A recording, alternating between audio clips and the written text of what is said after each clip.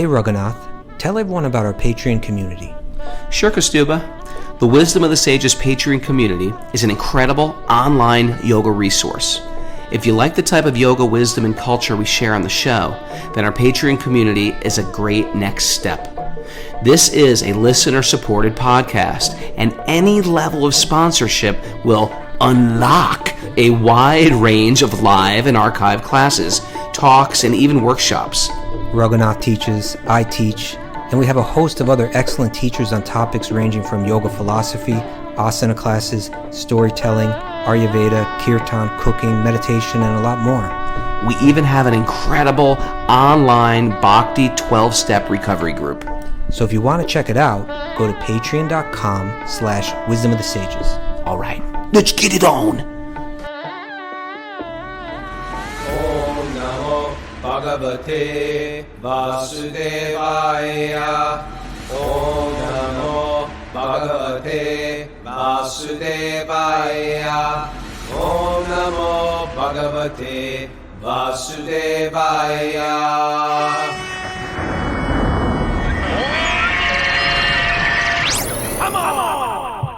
Live from Super Soul Yoga in Chatham, New York, this is Wisdom of the Sages, a daily yoga podcast with your host, Raghunath, and co-host and senior educator at the Bhakti Center in New York City, Kaustubha Das. Welcome to the show, and welcome to Freaky Friday! We have no name for Friday, so I just decided to call it Freaky Friday. How are you, Kaustubha? I'm okay. I'm just a little concerned with caffeine levels today. Maybe out of control. We will find out. I had a sip of coffee, and I don't want to be held to that. I don't want to be known as the caffeine guy because I'm not that guy. All right. But I do want to say Wisdom of the Sages is a donation-based podcast. If you dig it, support us. If you dig it. It's Okay. welcome. It's welcome. It's supported. And always consider making your monthly pledge higher and higher until it just tips the scales. But sometimes people have to sign off. They can't, for some reason. It's understandable. It's a pandemic. People can't afford things, and so there's a sign off list on Patreon. Like, why did you stop? And one lady wrote, "It was inappropriate." The whole show was entirely inappropriate. It was like inappropriate. I felt like, man, that must be me. She must be talking about me. I'm inappropriate. Could have And been for me. her, Could have been she's me. listening. She's probably not listening. She is listening out there. I apologize for my inappropriateness. I don't mean it. I don't mean it to be. I don't mean to be inappropriate. This is just how I do me. And I'm holding it together like with duct tape. But this is how I do me. We may be inappropriate, but we're trying to be appropriate.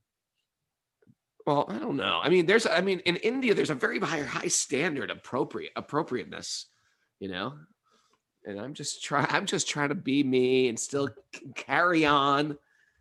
And I could see how I'm inappropriate. And maybe maybe appropriate people just need not hang out with me. And all the inappropriate, disenfranchised, dented cans. 97 people on Zoom. We can't hear Mara. Mara's got to get closer to that mic. Oh, man, I got to do the switcheroo. Scream, Mara, from now on. You scream. What does she sound like? Anything? Like she sounds like she's very far away, and I can't hear Well, I what she's saying. keep her way, way out the door. Okay. Let's go on. So anyway, anything to say before we dive in? Can I just share? We had a great Sweet Baby Christian last night. Huh? Oh, I'm sorry. Mara says, how do you leave your donation? Wisdom of the Sages. No. Patreon.com/wisdom of the sages. You can leave your monthly pledge there. And of course, we've created a whole Wisdom of the Sages University online Patreon community. It's fun. It's addictive. People are online taking classes, writing each other all day. You know how I know? Because my phone goes bing, bing, bing, bing, bing, bing every time I get a message on the Discord thread. But it's great. And we have our Bhakti recovery group. But I wanted to say we had a great story last night of Shabari Mooney. Oh, yeah. Under the water. Under the water. And it was from this big, this is the biggest deal, is making offenses towards other devotees. It's the hardest thing. And I'm going to share it again because Lord What did he Chaitanya, do? the leader of our whole Hold it. Slow down. sampradaya, Slow Shobhari down. Muni. What does Shobhari Muni do? Well, I'm going to tell you in a second, but I want to tell you why we're not making offenses. Okay. I wanted to say that Lord Chaitanya made it very, very simple. In this Kali Yuga, it's the age of the dented cans. It's like everybody is a little broken. Everybody's a little disenfranchised. Everybody's a little lost, bumping into walls. A little Understandable. inappropriate. Yeah, everybody's a little inappropriate. Okay. So the method of self-realization, in one sense, is incredibly easy. Incredibly very simple. He said, all you have to do is chant the holy name.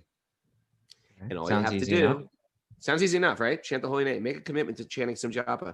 And all you have to do is not offend the Vaishnavas. Don't offend people. Stop offending people who are on the spiritual path. That's the tough one. We didn't get that right. Because I was saying yesterday, I was born and raised snarky, a little nasty, sarcastic, critical. I was raised like that. It was like fun. It was fun to be sarcastic and rude. And it just doesn't work. That the old operating system doesn't work with devotees, with people on a spiritual practice. I have to let that go.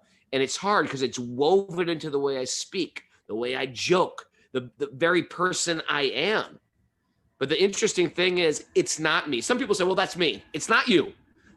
That's what we've trained to be. And if we really want to springboard ourselves into next level, we have to let go of that. We have to like almost like rewire ourselves, because I can't bring these low class habits into sacred circles. Gotta let them go. Gotta let them go. And of course, when you chant the holy name, stuff's going to come up also. It's not like, oh, I'm chanting. Stuff's going to come up and you're going to have to work on your stuff on a regular basis. What does that mean? Stuff's going to come up. What do you mean by that? Stuff comes up. I'm going to have to face off with, oh, I thought I was more forgiving. I thought I was less self-centered. I'm not. I'm really self-centered. Oh, I thought I had some control of my senses. I have none. Oh, I thought I didn't objectify women or men or whatever it is. I thought all this stuff is going to come up. What happens is you start, I'm preaching to the converted here, Kaustubha, but I'm just sharing. Yeah. You start realizing how you've been presenting all these years. And it's a little ugly.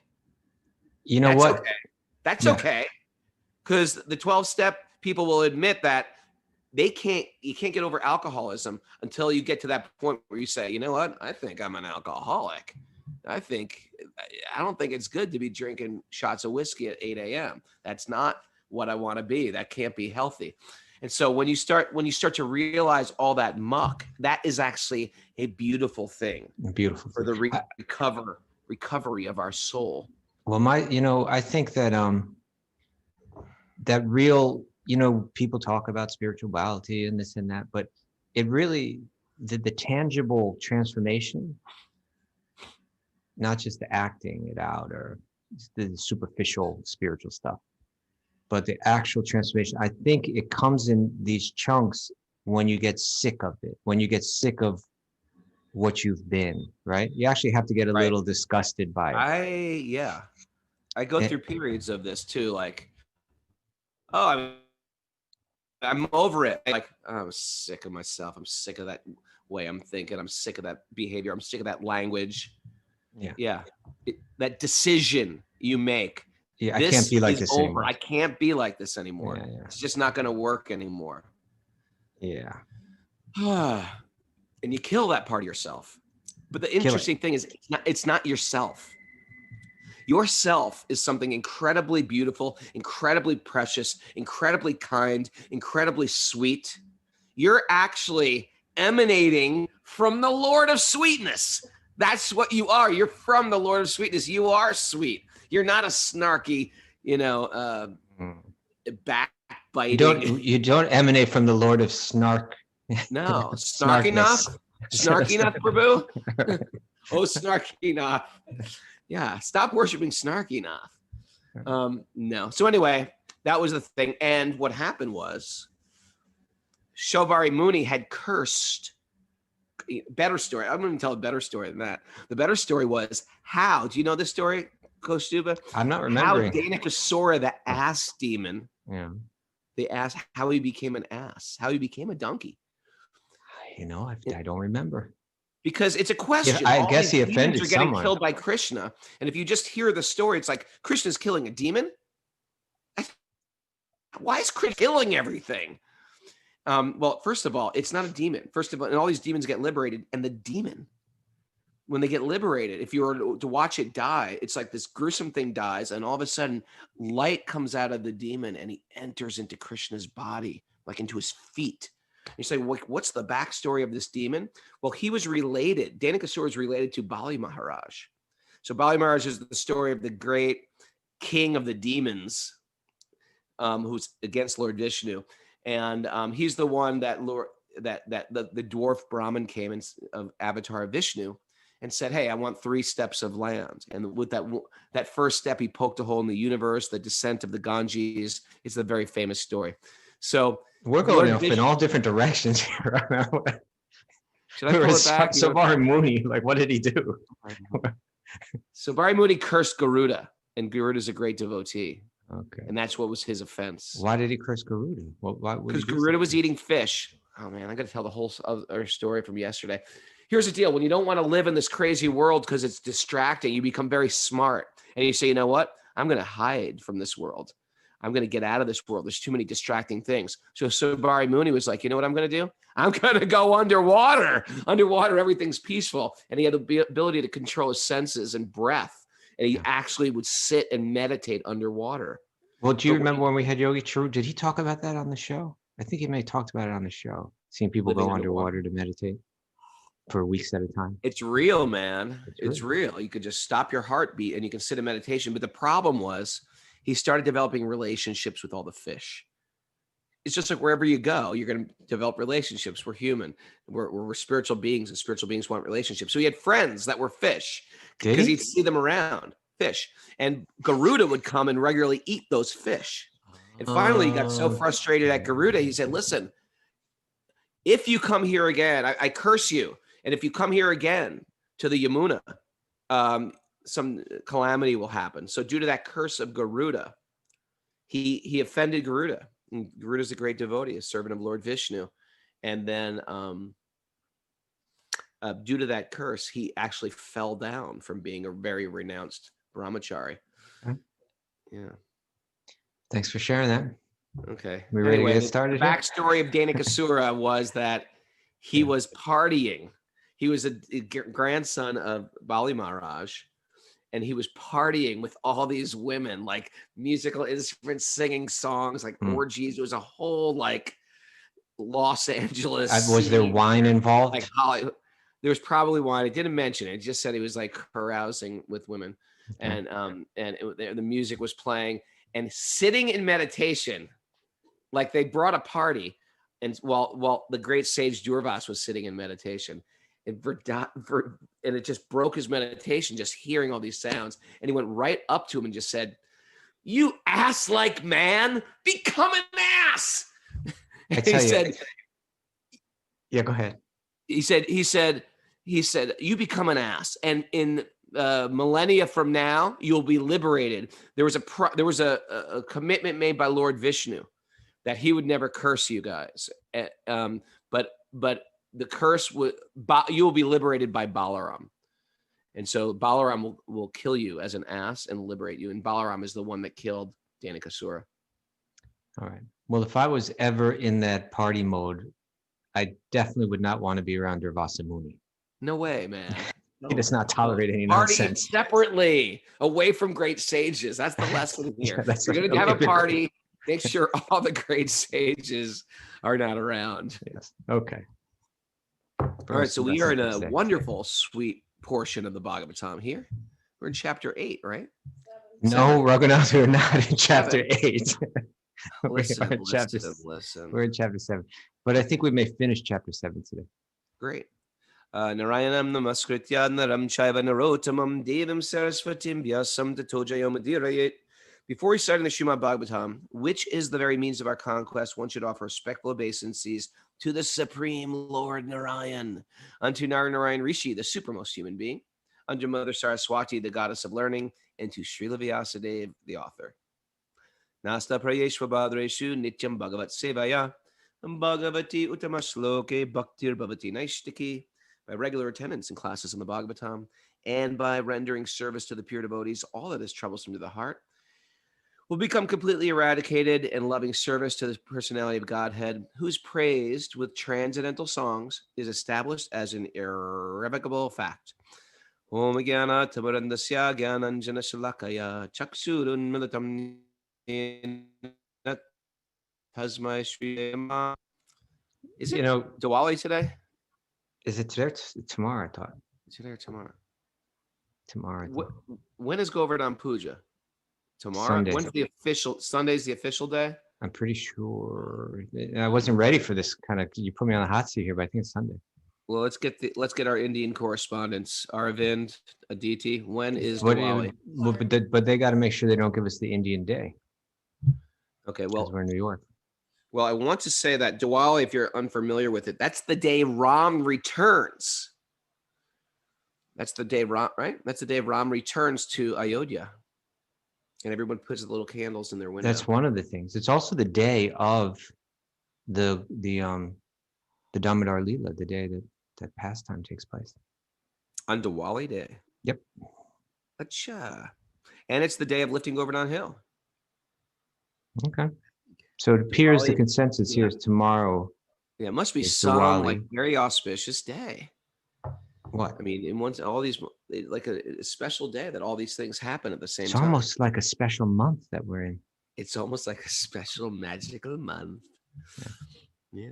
My wife said to me this morning, she said, she says, like every day Raghunath says, we're on chapter this, and he always gets it wrong. And you guys did it again today. What have I done right? Maybe that's a better question. She was saying it with right? She was saying it with affection. Like it was like she enjoyed hearing you get it wrong every day. Like it brought her, not in a condescending way, but like in a may this Leela continue lifetime after lifetime. May you always get the verse in the chapter wrong. but I think today we may finish the chapter today. And then you'll be right when you say we're on chapter 8. Okay. Did we end with that statement about Lord Indra digging the well? We read that verse. We're on text 49 today. Okay, great. The personality of Godhead is the supreme master of everything auspicious. True. Because the results of whatever actions are performed by the living being in either the material or spiritual existence are awarded by the Lord. As such, he is the ultimate benefactor. That means every even the material stuff that happens to us is a benediction in one way or another. For a spiritualist, it is. Yeah. For a spiritualist, it is. I was saying yesterday in the class, I ran into Karnam Rita, who, if you listened to the show on interview day, I ran into him in Tucson, and he was, No kidding. Yeah, he's in Tucson getting like special treatment. So he was in Vrindavan. We did that interview with him. He was dying of cancer. Yeah. He's dying of cancer.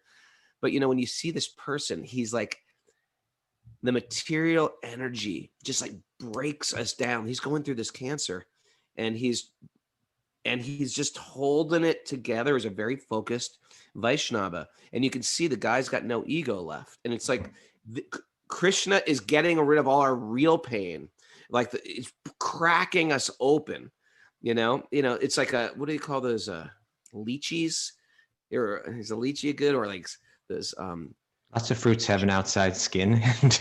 What's the one that like the spiky chestnuts, the black walnuts or something, whatever, hard skin, and then there's the fruit or the nut inside, and for a devotee, when we get cracked open, we crack that ugly shell of the ego, of the material mind, of the material intelligence. There's nothing left but that pure soul. And I'm seeing this guy who's just been like devastated by cancer, and he's just like focused. And I'm like, what are you doing? He says, I'm working on a new dietary regime. I'm going through all this cleansing process. And it was just like, the guy was just so clear and lucid and Krishna conscious. it's actually very beautiful. And you can tell they're seeing the so-called disease Yeah. as blessings, you know? It's That's right. it's super impressive it's super impressive to watch people apply misery to their life as a blessing. It's like very, very inspiring. You know what I was reading yesterday? What? The Brihat Bhagavatamrita. Hmm. And it's just such an amazing story, you know. It has Narada, and he's going to one person after he meets one person, and he says, my God, this person is like the most fortunate person, the most blessed by Krishna, my God. And that person says, oh, me? I'm nothing. You got to go to see this person. You know, so he's going up the chain, you know, from one Brahmana to this king to Lord Indra. He's going higher to Lord Brahma. He goes up to Lord Shiva. Lord Shiva says, oh, me, I'm nothing. You know, you got to see Prahlad. You know, he goes and sees Prahlad. Prahlad's incredible. But Prahlad says, me, I'm not the fortunate one. The really fortunate one is Hanuman, you know. Hanuman's pretty fortunate. Hanuman says, me, I'm just a monkey. He says, you know, really those that are really fortunate are the Pandavas. And don't think for a moment that all of the tribulations that they went through, that it means that they're not blessed. No, it's the proof that they are blessed. You know, it's the proof that they are blessed. And when, and this is how this, as you're saying, is this the spiritual disease, that even to have this cancer, it's like so brutal, right? It just uproots your entire life and puts you in constant pain and fear of death and all these things. But when you've had that right training, when you've heard and heard again, you know, Matt, take that person. You gave one example, right? This is a person who's just been daily hearing Bhagavatam for how long? Maybe 45 years, something like that, right? And when you get put through the real test in life, it's there for you, right? Yeah, it's beautiful. All right. I don't think we finished this verse. 49. Sorry about that. No, I interrupted you. As such, he is the ultimate benefactor. He's the ultimate fighter. Every individual living entity is unborn, and therefore, even after the annihilation of the material elementary body, the living entity exists exactly like the air within the body. Interesting. You understand that? You get My that? dear son. Huh? You understand why air within the body? It's saying just like there's air within the body, and then when the body dies, the air is the same, right? It's like there may be air in the stomach right now. Yeah. And then the body dies and the air just remains air, you know? And similarly, the body dies, the soul remains the soul. It's totally unaffected by birth and death. Okay. My dear son, I have now explained in brief the Supreme Personality of Godhead, who is the creator of the manifested worlds. Without him, there are no other causes of the phenomenal and noumenal existence. Isn't that a great word? Phenomenal and numinous, of the material and of the spiritual worlds. Mm-hmm. Oh, Narada, the science. Here's a trivia question, Mara. Which one's phenomenal and which one's noumenal? Material. Which one's material and which one's spiritual? Which one's material and which one's spiritual? Noumenal is the physical. Noumenal is the physical. Thank you. No, it's the other way around. Private school. Private school. Okay, please Nominal means material phenomenon, and noumenal means the spiritual. Yeah. Oh, Narada, the science of God, the Srimad Bhagavatam, was spoken to me in summary by the Supreme Personality of Godhead. And it was spoken as the accumulation of yourself. Hold it. We got a lot of lag. By the way, so we're getting we got a lot of lag on that verse. You have to read. Got a lot of lag? Please. Yeah. Can you hear me again? Yeah, please. Oh, Narada, the science of God, Srimad Bhagavatam, was spoken to me in summary. The personality of God was spoken as the accumulation of his diverse potencies. Please expand the science yourself. I'm going to say it lagged again. I'm going to read it. Oh, Narada, this science of God, Srimad Bhagavatam, was spoken to me in summary by the Supreme Personality of Godhead, and it was spoken as the accumulation of his diverse potencies. Please expand the science yourself. Okay. Okay. So by the way, so this Srimad Bhagavatam, this is what Narada is also saying here. This is an ongoing story. It's an ongoing conversation, because if you're to read it as is, this, he's like, how could you be saying the Srimad Bhagavatam if we're actually reading the Srimad Bhagavatam? It doesn't make any sense chronologically. But the idea is this questions and answers is the Bhagavatam. And what's the question? Who are we? Why are we here? What is our duty in this material manifestation? And it's a questions and answers things with teachers. And this is an ongoing dialogue, and it's a living dialogue. It's living right now, like the living word of Jesus. They say it's the same thing, right? It's the living word. Please describe the signs of Godhead with determination and in a manner by which it will be quite possible for the human being to develop transcendental devotional service unto the personality of Godhead, Hari, the super soul of every living being and the summum bonum, source of all energies. I like that when we go to the Latin phrases, the summum bonum. Which means? The topmost, I think. The highest good. The highest good. That's right. The highest good. Bonum is like that. Is that bonbon from? Bonbon. It's the highest bonbon. The Lord's activities in association with his different energies should be described, appreciated, and heard in accordance with the teachings of the Supreme Lord. If this is done regularly with devotion and respect, one is sure to get out of the illusory energy of the Lord. Why don't we focus on this verse? You there? I'm trying to think, like everything that I say. Yeah. Am I lagging still? Yeah. Am I lagging? Yeah, you got to fix this up with this super soul yoga. Yeah, you got to address this issue. I'm sorry, everybody. It's all right. It's inappropriate. I get the inappropriate. What were you going to say? I was just going to say, I wonder when this person would give me the inappropriate gong every time. Let it go. Let it go. It's going to haunt me all day long. Inappropriate. He's inappropriate. Okay. We're at the end of the chapter, Kaustubha. Do you want to comment on that or read a purport? Yeah, let's read this. I'll read the verse again. The Lord's activities in association with his different energies. Okay, so that means he's got his internal energy, which is the noumenal or the spiritual energy. And he's got his external energy, the phenomenal energy, right? He's got different energies working. So the Lord, and that's what's being described in Bhagavatam. And that's just been described to some degree to Narada by Brahma. He's saying the Lord's activities in association with his different energies should be described, appreciated, and heard in accordance with the teachings of the Supreme Lord. If this is, now here's the point, so important for all of us, right? Zoomers, others.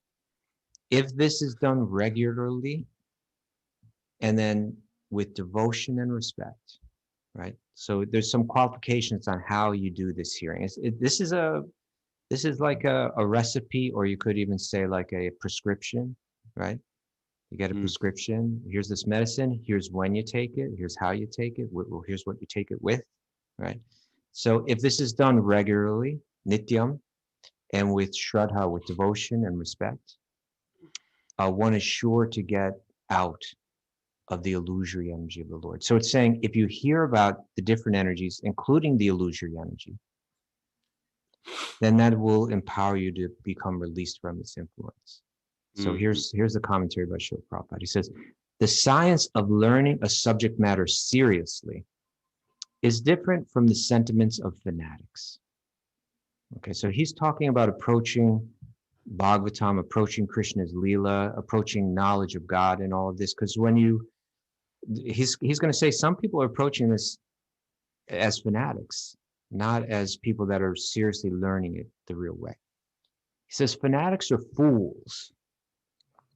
They consider the Lord's activities in relation with the external energy to be useless for them, and they may falsely claim to be higher participants in the internal energy of the Lord. Wait a second. All right. So I just let's crack this open. That's correct. Let's Okay. crack open this macadamia nut here. Can't I just? I'm looking at the screen. I'm looking at Katie Bell. I'm looking at Henrik. I'm looking at Michelle Berger here. Aren't they fanatics? I'm looking at Mara. Isn't she a fanatic? No. They're serious people Why learning a aren't they subject matter. fanatics? They show up every day, 5 a.m. Come on. I bet all their friends and loved ones are saying, these guys, what happened to Katie Bell? She's such a fanatic. She went to India. She lost her mind. She's such a fanatic. She's in the cult. What's the difference now? The difference is a fanatic is someone that has excessive enthusiasm for a particular topic, but Baby Krishna. but they're unable to kind of place that understanding in a larger context. Okay. All right.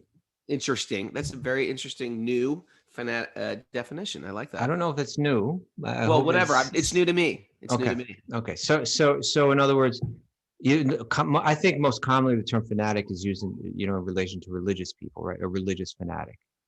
And you got some guy out on the street and he's on his soapbox, right? And he's Soapbox. We're so old. Soapbox. And I guess he would be standing on, one of those plastic milk crates or something like that. And they're going off. The idea is that there's circular answering of questions. The Bhagavad Gita is the word of God. Well, how do you know it's the word of God? Because it is the word of God. Because God said it. Because God said it was. How do you know? Because it says it in the Bible. Reason. Yeah. Because it says right. And so and everyone outside your club is evil or others or you're against them. Mm-hmm. That's what I see as a fanatic. Yeah. It's not just enthusiasm. But don't you? Why don't we look it up here, Mara? Let's. Mara, can you look that one up? I have it. She has it. Okay. We can't hear Mara very well, by the way, so we got to get her closer to that mic. Okay, so fanatic is a person filled with excessive and single-minded zeal, especially for an extreme religious or political cause. Okay. What's also interesting is it's inspired from, or the word derives from the French or Latin word of a temple or inspired by God. So the root of the word comes from the word temple. Temple. That's probably where they get the word fan from. And fanzine. Okay. Fanzine. But that's I don't know if that's a great definition, because generally we think of the fanatic person as very close. Well, this said excessive, and excessive means too much, right? But I don't know. I think we always talk about pure bhakti and single-minded. That's like pure devotional service. Okay, we got to become fanatics. We got. So, you know what I mean? It means I don't think it's. I think there's a better definition, Merriam-Webster. I'll take it up. Yeah, you're gonna have to take it up with Merriam-Webster, but I think when you're closed off to others, I think that's just that. I see that as a common part of fanaticism, but I think most essentially it has to do with your enthusiasm is excessive, but your understanding isn't. Your understanding, your enthusiasm is greater than your understanding of the depth of the actual subject. And so because we're asked to be enthusiastic, we're asked to be single-pointed, right? That's part of our practice of bhakti. But I find that, the Katie Bells, the Jolly Lamas of the world, we're very broad. We try to be broad-minded. Also within the fanatic, is not so broad. Their depth of the their enthusiasm is great, but their actual genuine understanding of the essence of the whole thing is not so great. And so then their faith gets manifests in a lot of ways that actually aren't even helpful for achieving the goal of the whole thing, right? Something like that. It's not even helpful. It's not. No, it's not. I've met fanatics. There's almost like an archetype of a fanatic who gets into bhakti as well. And they get all the accoutrements of bhakti, but there's something missing within their heart that is inclusive and accepting of others. You know what I mean? Okay. You've met those fanatics. Yeah. Well, let's look at the context of Prabhupada's using it here, because for those that are more in the know, and this will become clear as the commentary goes on. What Srila Prabhupada is speaking about is that there's some people that get into Krishna Leela, right? That are totally that are going to be super enthusiastic about particularly the most intimate leelas of Krishna, like the Rasa Leela, Krishna and his pastimes with his girlfriends, with the gopis. And so they're going to say, you know what, all this talk about the creation of the material world, who needs any of that? You know, I'm into the higher stuff. I'm into the real deep stuff. I'm into Krishna and his pastimes with the gopis. But this topic is considered like really important. It's like you're getting into the most sacred stuff. And in order to understand it, really understand it, you really need to be free from the influence of the material energy. Otherwise, our impressions of romance and sexuality and eroticism and all of that, it's nearly impossible for us to understand that without this conditioning clouding the whole thing in some way. And so someone is like, I'm into the real stuff, but actually you don't even understand it. And the more sincere person, and Prabhupada says here, a person that's learning a subject matter seriously, they're like, I have reverence for Krishna's pastimes with the gopis. I hear about it with reverence, but I know that I'm really not even capable of fully understanding it. It's very important for me to fully understand how this material energy is working so that I can become free from its influence. That's a person that's not a fanatic. That's a person that's like got a sober, genuine approach to their spirituality, rather than the person that's less sincere. And it's just like, no, I'm special and I'm into the deeper stuff, and they don't really have the ability to understand it. Maybe it's a good time, Kaustubha, to break out the Sanskrit glossary goodie of the day. And that word I have a feeling that what the word may be. Okay. And that word would be sahajiya. Is that the word you're going to suggest? No, I wasn't going to say that. Okay. I was going to say Niyamagraha. Niyamagraha. Niyamagraha. Okay. What do you think about that? Niyamagraha. I'm just wondering why you're bringing up that word now. You had to fill me in. Just because we need a Sanskrit word. No, well, because I was thinking in Niyamagraha, one of the definitions are, first of all, the first definition is people have they're not following any principles, but they're claiming to be part of some higher spiritual love, but they have no parameters that they follow. You see this a lot in Bhakti, especially people who are not introduced to Bhakti, or they just hear about Bhakti. Bhakti means love. Love must be good. Let's just be in love. I'm a Bhakti-yogi. I'm all about the heart. But they have no parameters of what that love is, because love is, there's ways to, people say that all the time. Guys would say that in high school. Yeah, I love her, man. I love her. You don't love her. You want to consume her. That's not love. So love has like parameters, actually. Love is, but then there's other people who say, no, there's all these rules of bhakti. And we really they follow these rules, but they miss out on something even higher. They're in the name of the rules, their heart hardens. Am I lagging? No, you're doing all right. Okay. So anyway, in the name of all these rules, their heart hardens and they just become the rule followers or no rule followers. But this word Niyamagraha means either rejecting all the rules or following the rules so strictly that you're forgetting the goal of all this. Okay. That's why I thought it was a good Sanskrit glossary word. But I don't understand how it relates to the subject that we're talking about right now. Well, because we're talking about fanatics. Okay. So there's fanatics in two different directions in bhakti. And because I'm going to tie it in here because you're bringing it to this next point. These people are familiar with the culture, like in India, they're familiar with the culture, or people in America or the West who get into this stuff and they say, forget about the rules and regulations. The highest thing is, and they get very, very deep into Krishna Leela and they think, I need to go deeper. These rules are for the neophytes. These rules are for these newbies. Okay. I'm much higher. That's what does that make sense? So you're saying, because I think most commonly when we use the term Niyamagraha, we're talking about the other way, someone who embraces all the rules and regulations, but doesn't really understand their purpose. You're using Niyamagraha in the other way, that someone may reject the rules. You reject the rules. In a sense, without understanding their value.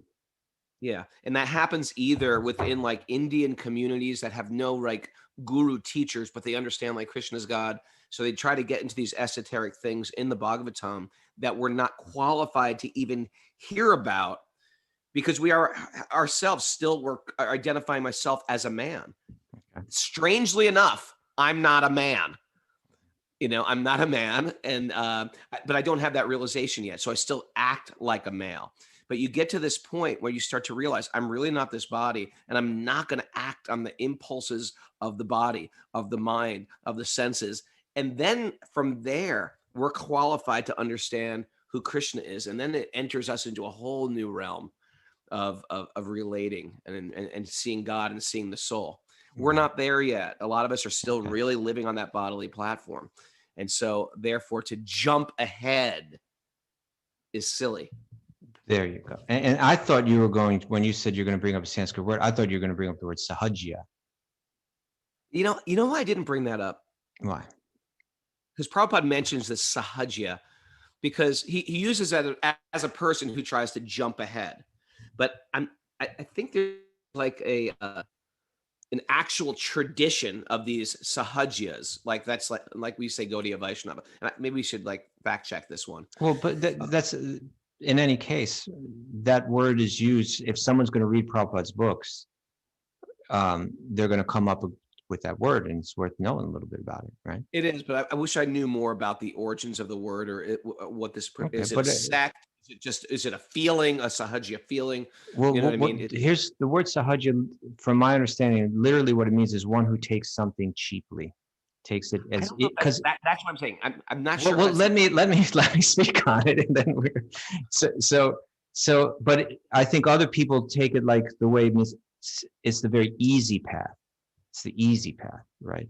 So then they say, rather than again performing hard austerities, I just hear Krishna's Leela and become absorbed in it. It's the easy path. But others would say, no, you're taking it too cheaply. You're taking it too cheaply. You don't understand. So it's used as a derogatory term, that someone who's all Krishna's pastimes with the gopis.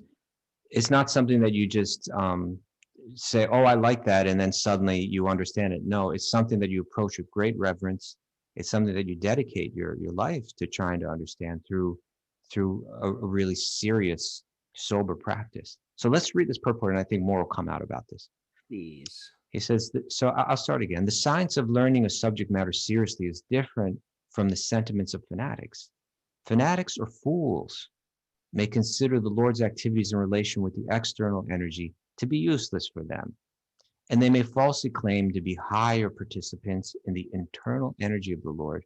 But factually, the Lord's activities in relation with the external energy and the internal energy are equally good. If you really know and love Krishna, you're interested in both, right?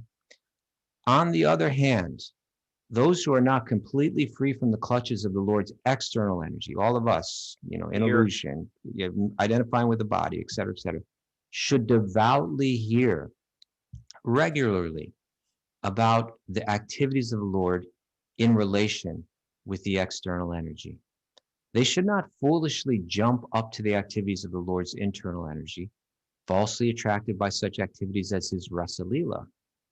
The cheap reciters of the Bhagavatam. So he's probably saying there's people out there calling out reciters of the Bhagavatam. Yeah, they have big. It's just a thing. And in America, we're like, what do you mean cheap reciters of the Bhagavatam? It's a thing in India.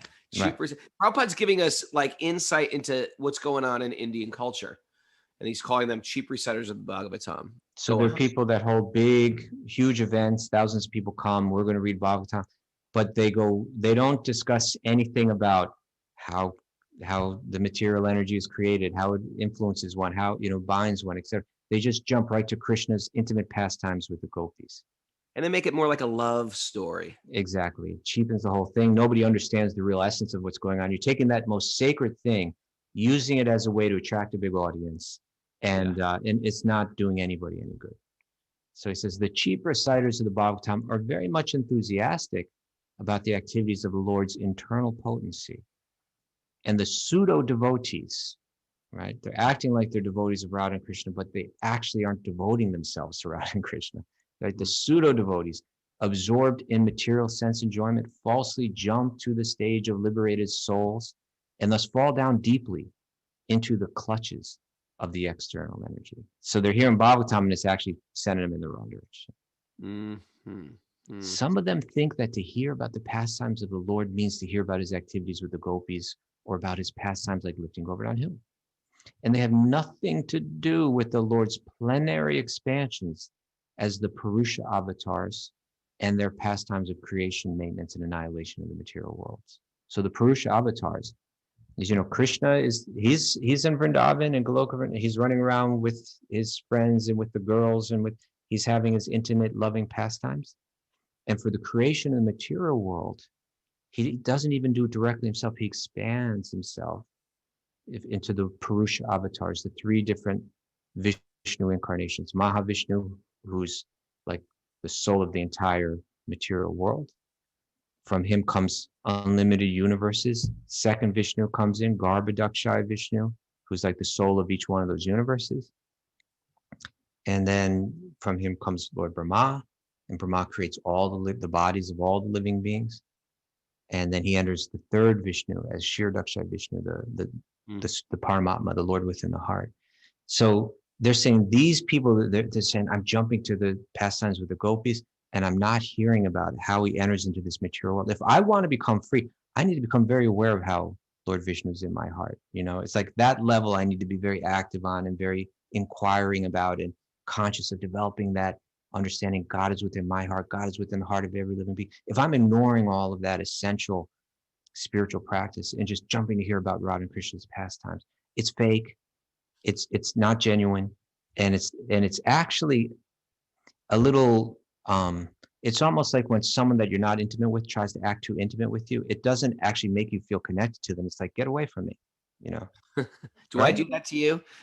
No, you and I are very intimate. Come here, friend. Come here. But you understand what I'm saying? It's just like someone starts, like if some stranger were like talking about you and your family like in an intimate way, and you're like, Yeah. oh, I don't even know you. Yeah. So it's something like that. That's a bit of a crude example, but it's something like that. So here it's been saying that we should have interest in the Purusha avatars. That's what we've been reading about somewhat here in the Bhagavatam. And if we're actually practicing in a genuine way, we have just as much interest in that. We need to hear it. And by hearing it, we actually become free from the clutches of the material energy. We can't just wish ourselves out of it or assume ourselves out of it. We actually have to really understand it. So he says, their pastimes of creation, maintenance, and annihilation of the material, and their past. Okay, but a pure devotee knows that there's no difference between the pastimes of the Lord either in Rasa Leela or in creation, maintenance, and destruction of the material world. Rather, the descriptions of such activities of the Lord as the Purusha avatars are specifically meant for persons who are in the clutches of the external energy, like all of us. Topics like Rasa Leela are meant for the liberated souls and not for the conditioned souls. The conditioned souls, therefore, must hear with appreciation and devotion the Lord's pastimes in relationship with the external energy.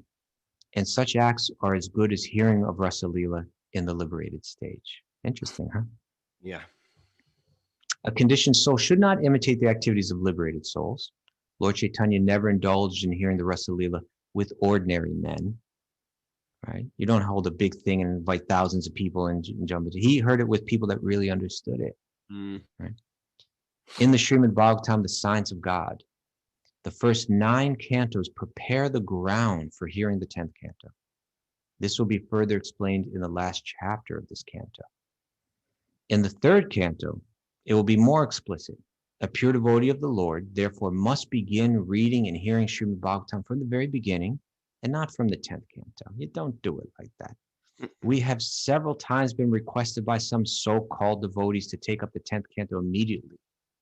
But we have refrained from such an action because we wish to present Srimad Bhagavatam as the science of Godhead and not as a sensuous understanding for the conditioned souls. This is forbidden by such authorities as Sri Brahmaji. Right here, Brahma is saying, if you hear about how the Lord creates and maintains and ultimately destroys the material energy, you can become free of it. So right here, this super high authority, Brahmaji, is saying this. By reading and hearing Srimad Bhagavatam as a scientific presentation, the conditioned souls will gradually be promoted to the higher status of transcendental knowledge after being freed from the illusory energy based on sense enjoyment.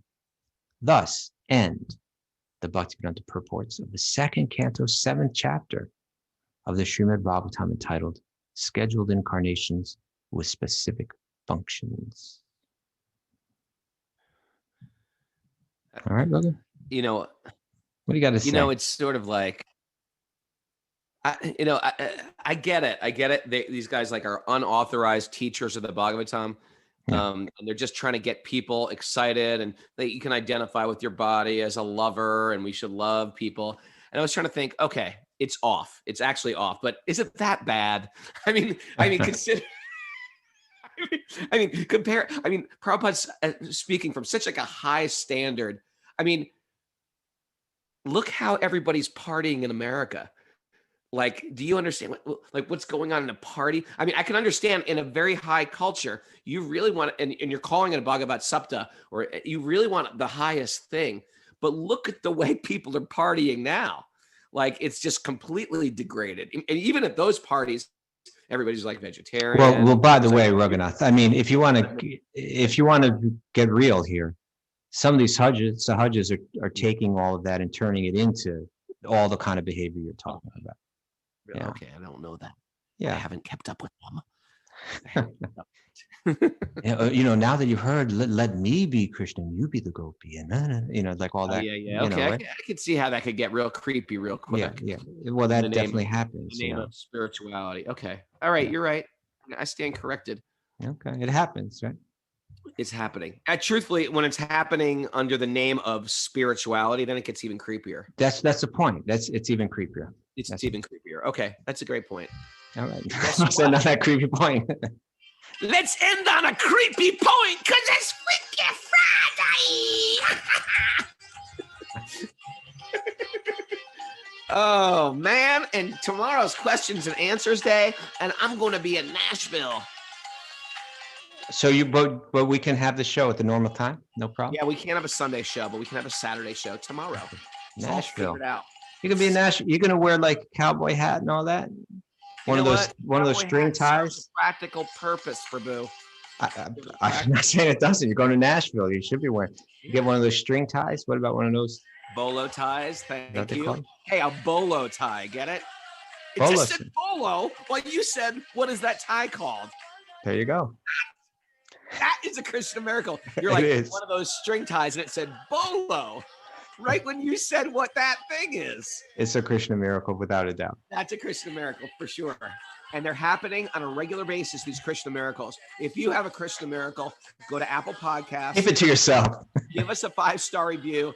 Tell us your Krishna miracle or tell us your journey here. I don't know why, but it's good to get 5-star reviews. So you go there if you haven't done it yet, especially you others and you Californians. I want you to go and give us a 5-star review today, right now, right this moment. If you're not a Patreon member, cough it up right now. I demand it. Patreon.com/Wisdom of the Sages. Make your monthly pledge. If I've offended anybody with my inappropriateness, please forgive me. I'm beyond the dented can. I'm like a can that like a kid with a BB gun has been shooting at for days. And it's just like, it's barely a can anymore. I'm a flattened can. It's like, huh?